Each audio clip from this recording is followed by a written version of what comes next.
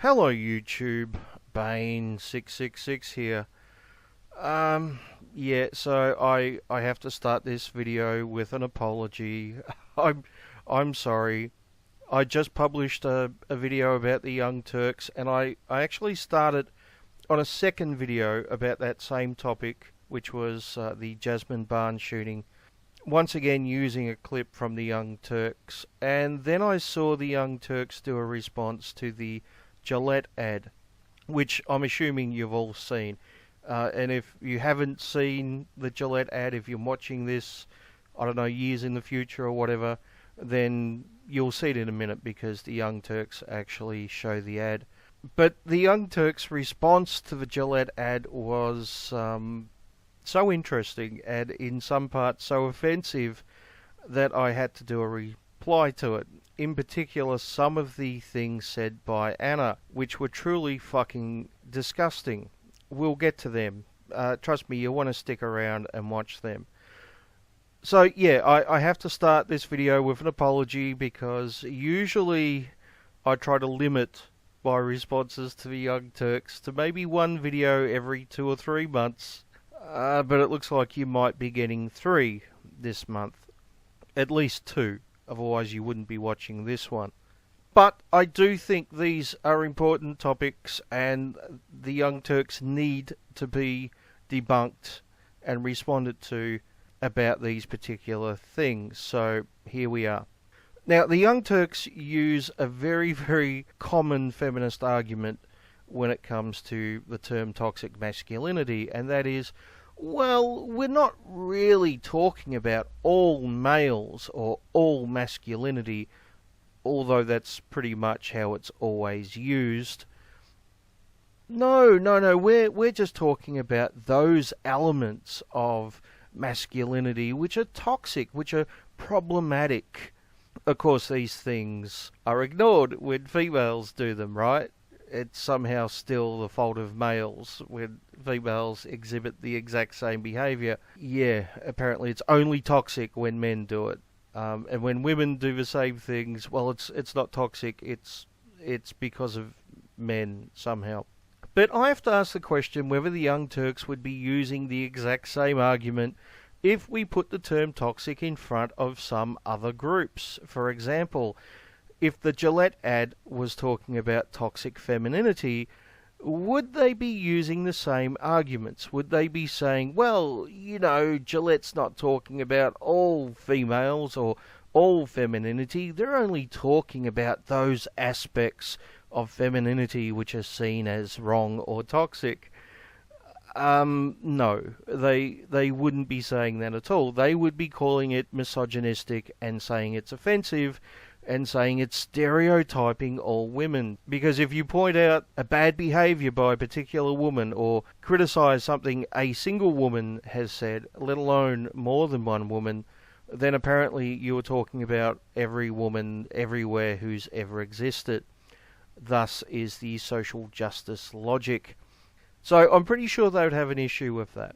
What if the Gillette ad was talking about toxic blackness or toxic African American culture? I mean, we've been talking for the last 3 or 4 weeks about the Jasmine Barnes shooting, which was the result of what you could label toxic blackness, right? A gang shooting resulting in the death of a 7-year-old. Surely that's toxic, right? So shouldn't we be referring to that as toxic blackness? I'm sure the Young Turks wouldn't have an issue with that. I'm sure they wouldn't label anyone using that term as a white supremacist and say that it's demonizing all black people everywhere, even if you were just pointing out that drive-by shootings and gang-related behavior is toxic. And you know what, they would have a point, because those things aren't limited to the black community, although they are major issues in the black community. But surely the same argument can be used for masculinity, right? Apparently not. Apparently we have completely different standards depending on what group we're talking about. Right, Young Turks? I mean, there's no double standards there. The other thing I want to point out is towards the end of the video, they start talking about their opposition only seeing things in black and white. Now, this is fucking hilarious considering the number of arguments made by the Young Turks throughout the video, which are clearly black and white. Once again, one of those arguments, which I'm not going to tell you about at the moment, I want to save it until the end, and trust me, you will be pissed off if you haven't seen it. One of the statements towards the end by Anna is clearly a very, very black and white statement, and it's extremely fucking offensive too. The other black and white statement they make throughout the video, and not only this video, is I've noticed that more and more they're referring to anyone who disagrees with them or criticises them as conservative or right-wing or alt-right. Now, this isn't anything new to the social justice mentality. This is a very, very common tactic. You would have seen it hundreds of times in my videos in the past. But it's a behaviour which the Young Turks now have adopted, it seems, every single video. Whenever any people disagree with them on anything, they're conservative, alt-right, full stop. Reality is simply black and white.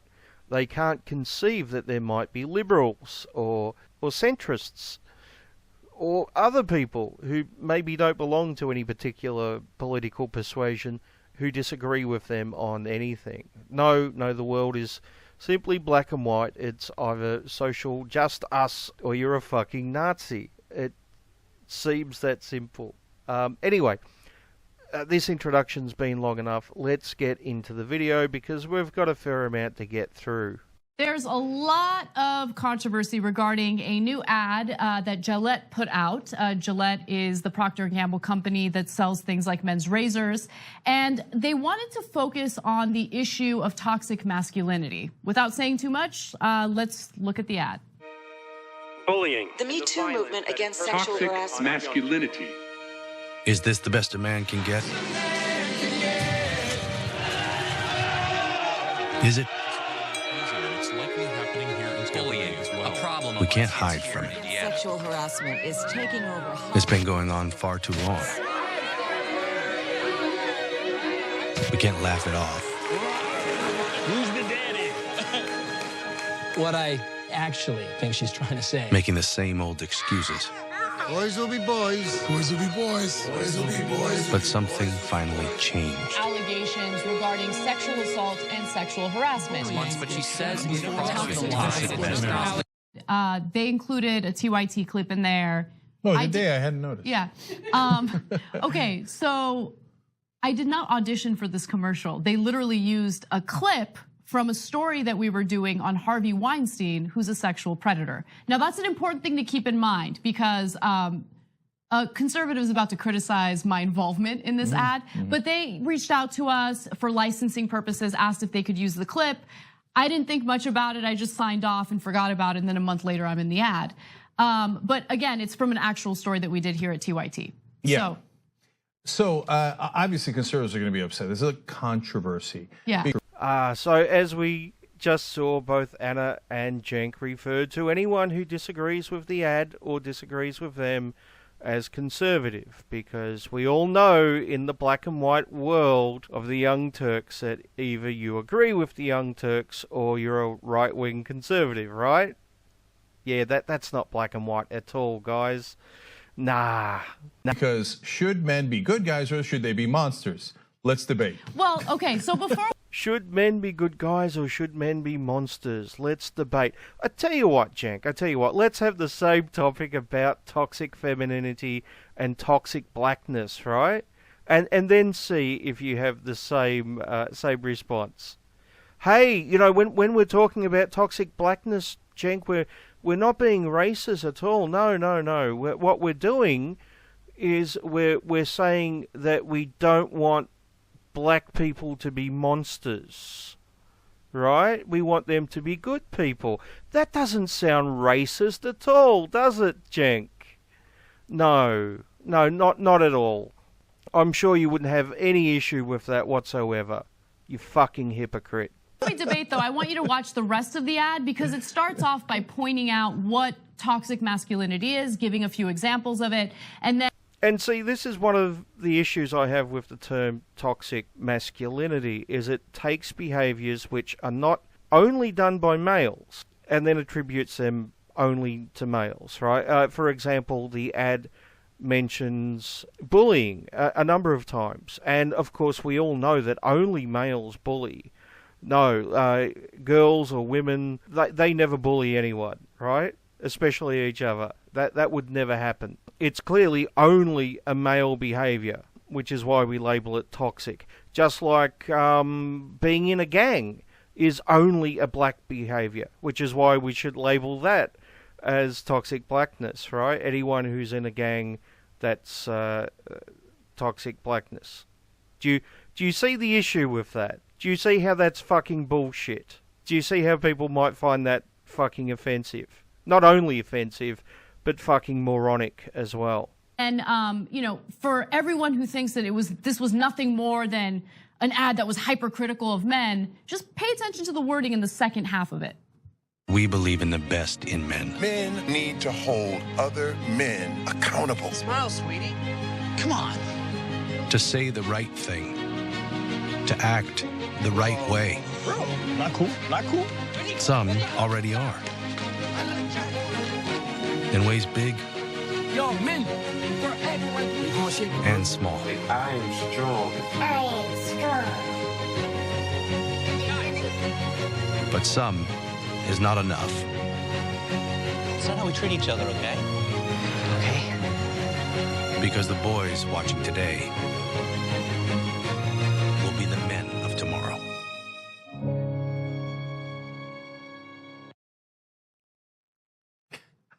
I'm so offended right now.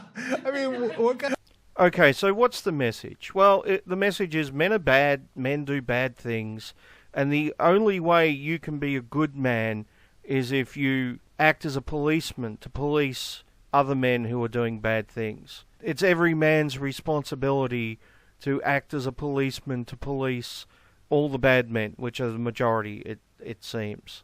Now, strangely, this same concept isn't put on other groups. We don't say that women should go out and police other women and stop bad female behaviour. I mean, even bringing up female behaviour, which is bad, will get you labelled a misogynist, right? And we don't say that, maybe the black community should police itself. Maybe they should take care of the gangs. It's time for the black community to take responsibility for their own actions and police the bad black people, the toxic black people within their community for the greater good, right? And that's the one way you can be a good black person, is by policing other blacks. I mean, that doesn't sound offensive at all. I'm sure the Young Turks wouldn't have an issue with that. I'm sure they wouldn't find it racist and say that that's the babblings of a white supremacist. Of course not. Of course they wouldn't. What kind of a world do we live in where, and mind you, the crying conservatives are a tiny, tiny minority. That's why Gillette made the decision to do an ad filled with decency. The crying conservatives. Once again, the black and white world of the Young Turks. If you disagree with them or the Gillette ad, not only are you a conservative, but you're crying, right? I mean, when social justice advocates disagree with something, that's them being strong. But when someone disagrees with a social justice advocate, that's them crying, right? That's an interesting double standard, isn't it? It seems that no one can disagree with a social justice standpoint without being labelled a crybaby. Yeah, it's almost like they don't have counter-arguments, just ad homs. Because the overwhelming majority of their customers and the American population are decent people.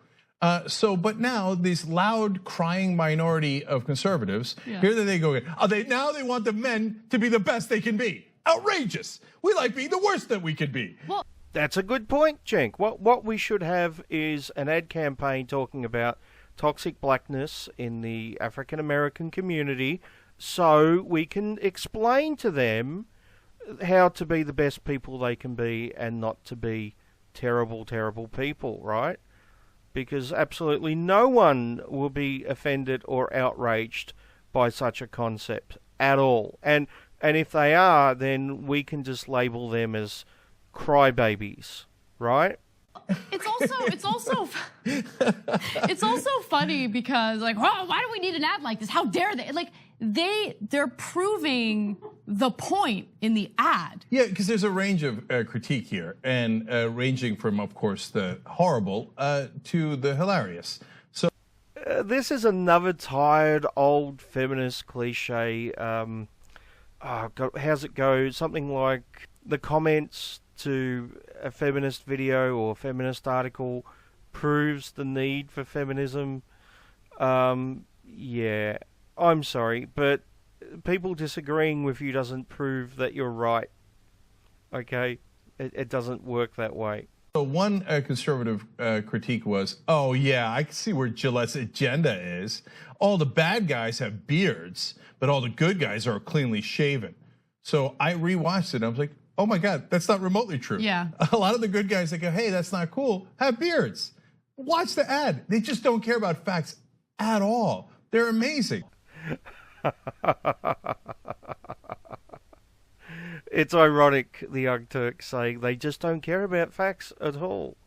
Yeah, it's funny. That's exactly what I think every single time I watch a Young Turks video. It's amazing, really. And so what the ad is asking you to do is to be a good guy. It's not saying all guys are bad guys. Where did you see that in the ad? It is your assumption because of what you believe, right? And so then you project it onto the ad. That's all that's asking you to do is to be strong and smart and decent. No, what it does is it singles out one group and then it says that certain negative behaviors are typical of that group. And the only way that you can transcend these bad behaviors, the toxicity, is if you police your own group. Okay, that's the one positive that it shows in the ad. Men policing other men. Men saying, don't be toxic. Like me! That's really the point. What about me? I'm a good guy. And if we applied this same standard to any other group, it would be considered sexist or racist. That simple. And as I said at the start, the way the term toxic masculinity is often used by feminists, it does mean all men or all masculinity. And the same standards are not applied to femininity. Right? When a female does exactly the same things which are considered toxic masculinity, for some reason they get a pass. Usually it's somehow the fault of men. It's always males are to blame, right? This is female supremacy. It's no different than a white supremacist blaming everything on the Jews or on blacks. Absolutely no different. So I can't believe they made that debatable. Why? Because they're special little snowflakes. Okay. They got triggered by somebody asking you to be decent. It's amazing. Okay, so I've been using African Americans and toxic blackness a lot as an example in this video, and the reason why is because the topic of racism and African Americans are a big talking point for the Young Turks, and I know that they would have a completely different standard for that particular topic if people were referring to the African American community as toxic, for example. But let me give you a different example, and this is one that the Young Turks would not find anywhere near as offensive, but a lot of people would find offensive, particularly one group, as you'll see. Imagine someone ran an anti-drinking campaign, right? We have to cut down drinking. Drinking too much is unhealthy for you. And the ad campaign was focused on the Irish, who are stereotypical big drinkers. Now, it didn't say, we have to stop drinking too much in general. It was basically the Irish have to stop drinking too much. We have a major problem with the Irish drinking too much, and it's up to the Irish to police each other to stop them drinking too much, right? Based on the stereotype that all Irish are drunks. Do you think the Irish community might get a little bit pissed off at that? I'm just curious. Or would it only be crybaby conservatives? I'm just curious, Jenk. Amazing. Amazing. Ben Shapiro got triggered, and he went on a very fast-talking rant about this. Oh, then it must be smart. We're going to share it with you. Let's take a look at the first video. And then you've got a bunch of men standing by the barbecues saying boys will be boys, because that's what men have been doing for generations, is just pretending that toxic masculinity and toxicity is no problem. It's been too much male presence that has destroyed America. That's really the message of this Gillette commercial, and it continues along these lines. And then we get clips of Anna Kasparian from the Young Turks. Come on. Anna Kasparian. How dare she? How dare she? Come on. Well, that proves the case, isn't it? So what I want to ask Ben Shapiro, and I'm curious. So they used a clip of me reporting on Harvey Weinstein, right? Mm-hmm. So are you offended by that? Are you offended that I was doing my job by reporting on Harvey Weinstein? Is that virtue signaling, Ben Shapiro? I just want to know. Can you guys please ask him for me? Yeah, I don't speak for Ben Shapiro, but I'm pretty sure that wasn't his point. I think he was just criticizing the use of the Young Turks, which does say a lot when you think about it. Should we not have reported on that? If we hadn't, Young Turks covering up things. Okay, anyway. So his contention there is that that this was never an issue. That boys will be boys apparently was a thing that was never said. What do you mean? But it was said. That's why it's a saying. Mm-hmm. Okay. Now, what they keep implying is that all men were bad, or that progressives or Gillette thinks that all men were bad. But nobody ever said that. Not all men are bad. Not everything that even a bad guy does is bad. Like Dick Cheney loves his kids. He's a terrible guy. Is in favor of torture and unnecessary wars, but he loves his kids.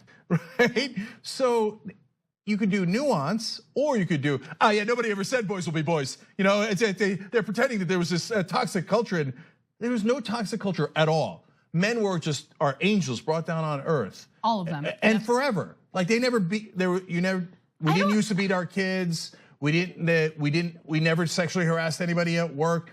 Look, guys, did some guys do that in the past? Do some guys still do that today? The answer is obvious. Of course. So we're asking to fix the culture so that the minority of guys who do that don't do it anymore.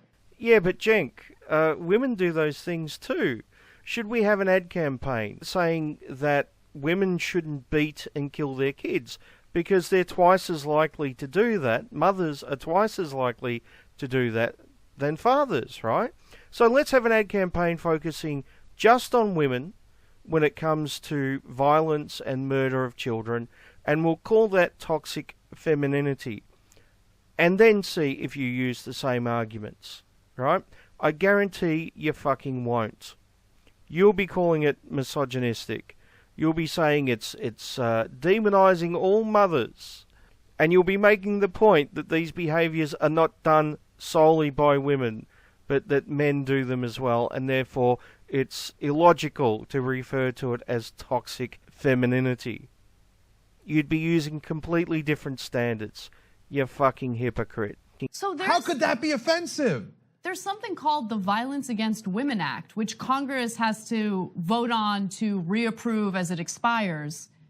Why do you think that act exists? The whole purpose of that was to provide resources to victims of domestic abuse. Now, the majority of those victims happen to be women, but... Now, come on, Anna, that really depends on who you ask, doesn't it? Because there are plenty of statistics out there which show that domestic violence is far more gender equal than a lot of feminists would have us believe.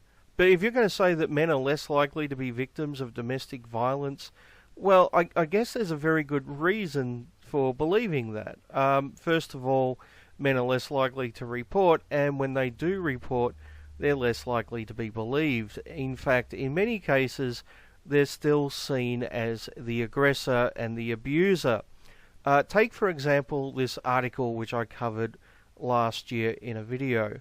Now, this article only talks to the female, and at no point does it get the male's version of events. But going by the female's version of events, she abused her partner physically.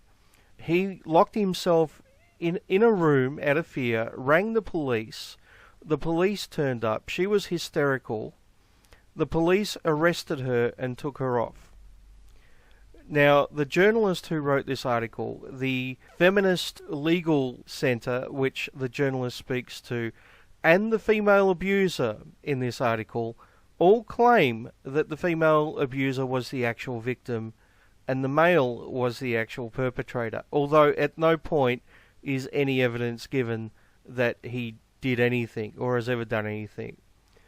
She claims that he has abused her in the past, but she never rang the police because she didn't think she'd be believed. And she claims that the time that she hit him, it was in response to him hitting her. Now, maybe that did happen. Maybe he did hit her first. But we don't really know, do we? We do know, on the other hand, that according to her own account, he went and hid in a room, locked the door, and called the police.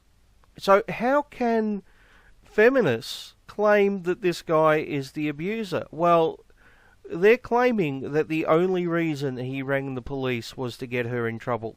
That it was all an evil tactic. Now, I want you to think about that for a second, right? If a woman rings the police because she's a victim of domestic abuse, then we have to believe her no matter what, because we always have to believe women. But when a man rings the police saying he's the victim, well, that's completely different, isn't it? He's only doing that to get her in trouble.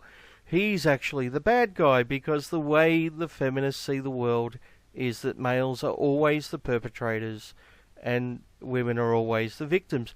It doesn't matter what the circumstances are. It doesn't matter what the evidence suggests.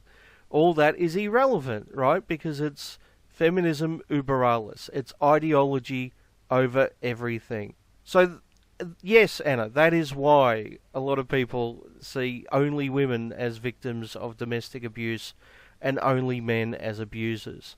Now, Anna is about to go on and say that the Violence Against Women Act isn't only for women, but it's for men too, which is a very interesting argument. Because if that was the case, then there would be proportional funding for male victims, right? There would be a proportional number of male shelters. And I'm giving Anna the best case scenario here. If we went with the feminist statistics on male victims, there is still not proportional protection for male victims.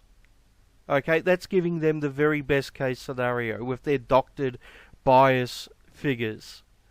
It's still not fair and it's still not equal. Under no fucking circumstance. But go on, Anna, tell us how this is all about equality or some shit. The Act also provides those resources for men who have been victims of domestic abuse. But the reason why it's called Violence Against Women Act is because historically women have been, not all women and not all men have done this, but when domestic violence comes up, a lot of the perpetrators end up being men. And so Congress had to do something about it. Anyway, whatever. We're trying to have a conversation with people who have no interest in nuance whatsoever. Everything's black and white. Oh, yes, of course. Everything's black and white. That's why anyone who disagrees with you is a conservative right-winger. Right, Anna? By the way, what you just saw Anna say, as offensive as it was, that's not the offensive part I was talking about at the start of this video. That's still to come up. Trust me, it's even worse than what she just said. Either men are good or men are bad. Like, there's no middle ground, which is insane. And the same, by the way, the same applies to women. The same applies to humans in general. Some are good, some are bad. Most humans are mixed bag, right? As you mentioned, Dick Cheney, although I would argue, even though he loves his kids, he's maybe not. Yeah, Anna's right here. Yep, some people are good, some people are bad. Some women are good, some women are bad. Some men are good, some men are bad. And if you're using that argument as an excuse to say that toxic masculinity is an okay term, then maybe we should start using the term toxic Islam, right? Because I'm sure Anna and Cenk and the rest of the Young Turks would agree that Islamists who blow things up or run people down in a van or behead non-believers or throw acid on gay people or throw homosexuals off the top of buildings, All that is very toxic. So surely we should be able to come up with a term like toxic Islam, right? And I'm positive the Young Turks won't claim that that's Islamophobic. Right, guys? No, you would be fully accepting of that term, wouldn't you? You wouldn't have an issue with it at all. I mean, after all, we wouldn't be talking about all of Islam, just those toxic parts. Great example of a mixed bag. But so, by the way, the one person who is a survivor of sexual violence in that ad is a male. Mm-hmm. So they're like, oh yeah, against men. No, he's a guy. Look, the website that Gillette set up is thebestmencanbe.org. I guess the counter argument is no. We want the worst that men can be.org. Okay. So we got to go to the last clip. Again, this is Ben Shapiro. He continues on with his argument, and I have to debunk it. Take a look. Do you want to know what has created serious problems in American society? It's a lack of men, not overpresence of men. It's been dearth of men that has created massive problems in American society. Today, according to the U.S. Census Bureau, some 23% of American children live with a single mother. That percentage has tripled since 1960. As of 2012, 55% of black kids and 31% of Hispanic kids live with one parent, predominantly the mother. And are they getting a male presence at school? No. It turns out 76% of teachers are female. 80% of social workers are female. At the same time, toxic masculinity has risen. So maybe it's that in the absence of a strong male presence providing guidance to young men, what you end up with is toxic masculinity. Because it turns out that if you're getting your male influence from other teenagers, teenagers are stupid and more aggressive and they make worse decisions. So it's not that there have been too many fathers inculcating bad ideas in their kids. It's that there have been too few fathers around to teach their sons responsibility and decency. That's the major problem in American society, not too much masculinity. Okay, so I'm going to go ahead and just concede to Ben Shapiro's point that it's problematic when, kids aren't raised with a father in the household. But whose fault is it that there isn't a father in the household? If the father decides he wants to be a deadbeat and not a father, isn't that toxic masculinity? And there we have it, folks. There we have the black and white world of Anna, right? The black and white world of the Young Turks, in which if a father is not present in the home, then it must be his fault because he's a deadbeat. It's not that the mother is preventing him from seeing the kids. No, of course not. That would never happen, right? It's always the fault of the father because clearly they're all deadbeats. What a fucking piece of shit. His argument is we need a father in the household to help raise the kid or kids and make sure that it doesn't perpetuate toxic masculinity. Yeah.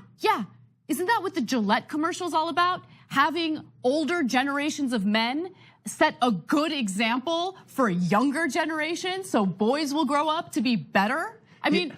So Ben spits out stats in a way that is appealing to the unsophisticated. So because it doesn't have context and it doesn't make any sense. So he says, 76% of teachers are women. Okay, but think about that stat. So who's stopping the men from becoming teachers? No, Cenk, there is an orchestrated effort to prevent men from becoming teachers. Okay. Well, that's an interesting question, Cenk. Why are there less men going into teacher roles? And, well, it's an interesting answer, and it's very relevant to the Gillette video and the Young Turks' response.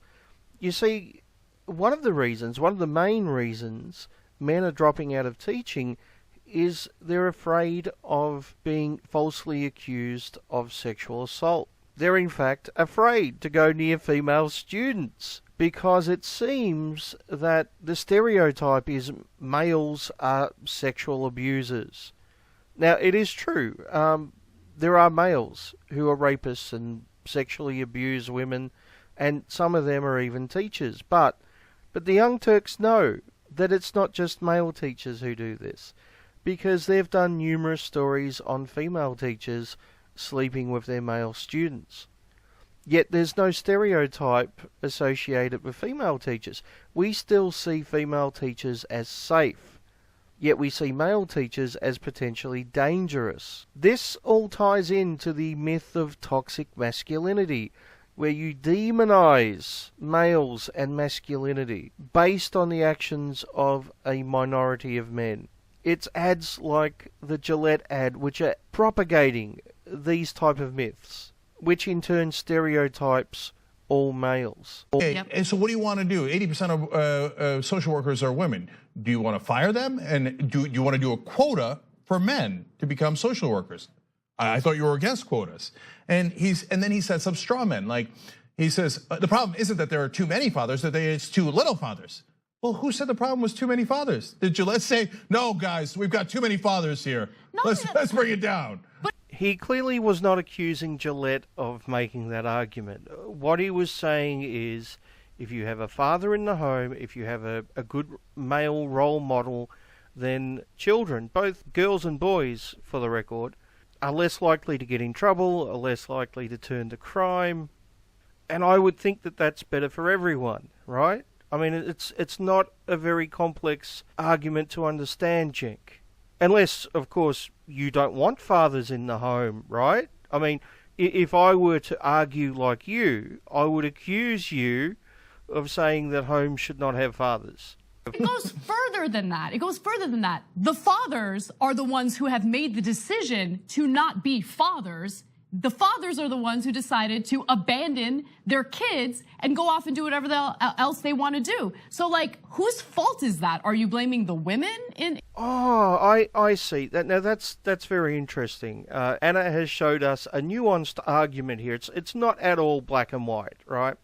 And she's explained to us that mothers apparently don't divorce their husbands. That's never happened in the history of mankind. Women do not initiate divorces, according to Anna. Apparently, the fathers just get up one day and leave because they want to go off and have fun and adventures or something. It's just one big roller coaster ride of fun for them, right? There are no fathers who are separated from their kids, apparently. Apparently, there's no fathers that spend tens of thousands of dollars trying to get custody of their kids or seeing their kids. There's no mothers who lie in court to prevent fathers seeing their kids. None of this happens in the world of Anna. Apparently it's all deadbeat dads everywhere who just abandon their family and go on one lifelong holiday.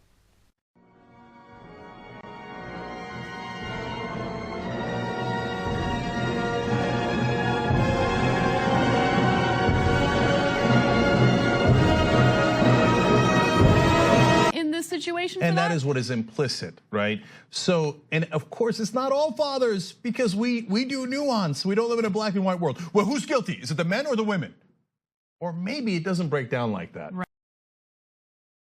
The fathers are the ones who have made the decision to not be fathers. The fathers are the ones who decided to abandon their kids and go off and do whatever else they want to do. So, like, whose fault is that? Are you blaming the women?